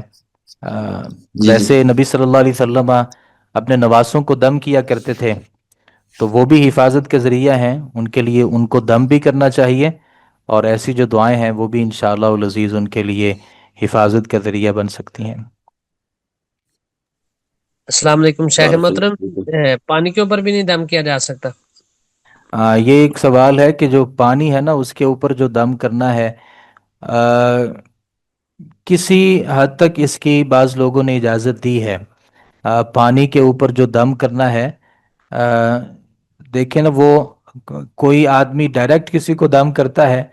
اور کوئی کسی ایسی چیز کے اوپر دم کرتا ہے، اور وہ پانی یا وہ چینی یا وہ کھانے کی جو کوئی چیز ہے اسے بعد میں کھا لیا جاتا ہے،